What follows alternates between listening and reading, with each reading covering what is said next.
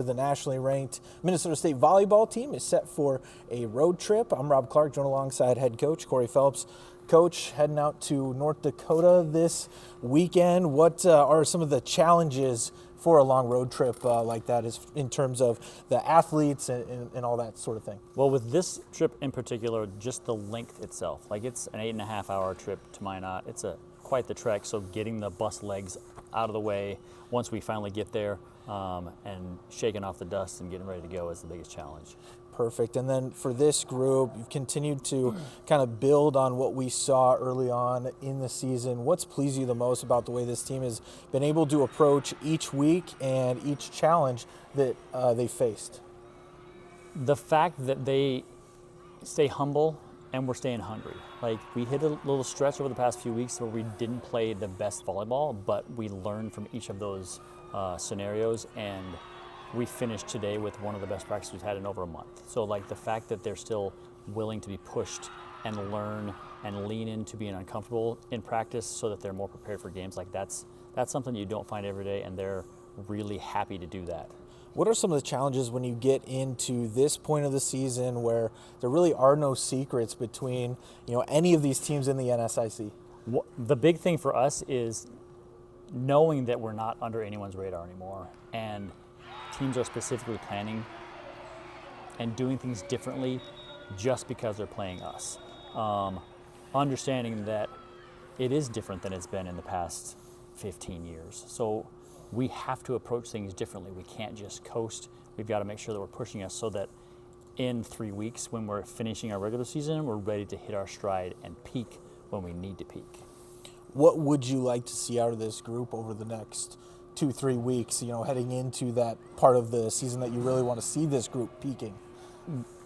Record aside, I want to see them continue to develop and grow and learn from our imperfections, right? Like, we have the potential to finish 6-0 over the next 6 matches, for sure.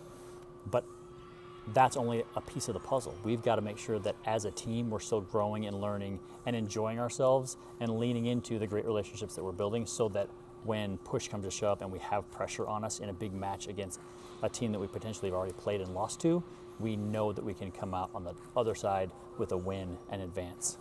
How much belief does this group have in themselves after seeing the way that they've been able to perform kind of all season long and understand, we belong in those national rankings, we are a force to be reckoned with, and we can take this a long way this season? I think that's something that they're still learning every day. We're young enough that they haven't been in a situation at this level, so continuing to remind them that we are capable, and in the moments when we haven't performed well in the past, we've learned from those, and we're going to be more prepared in the future. So I think that it's a daily process, like they still have their moments of doubt like every athlete does at every level.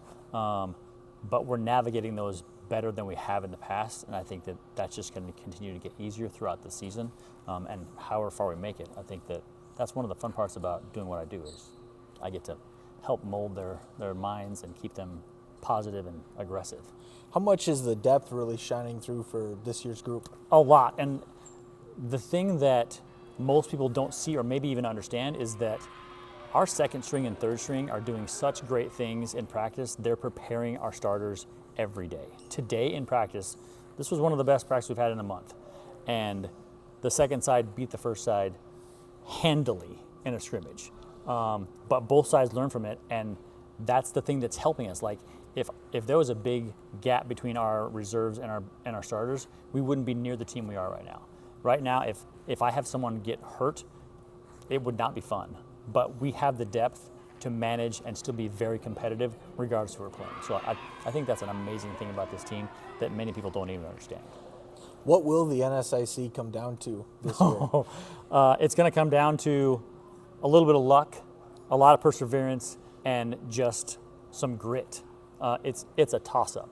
I'm thrilled with where we're sitting right now because we're in a great position to potentially even host a first-round match in the conference playoffs, but it's going to take a lot still, and I was talking with one of the best coaches in the conference who's consistently been in the top 4 over the past several years, and he was like, any one of us could lose at any time. Like, the conference is that good this year, 1 through 12. Like, we're deep like always, but the competition is something that's not going to get easier ever. Awesome. We're really excited to see how that will all shake out. Thank you so much for joining me. Thanks for having me. We'll be right back after the break. Stay with us.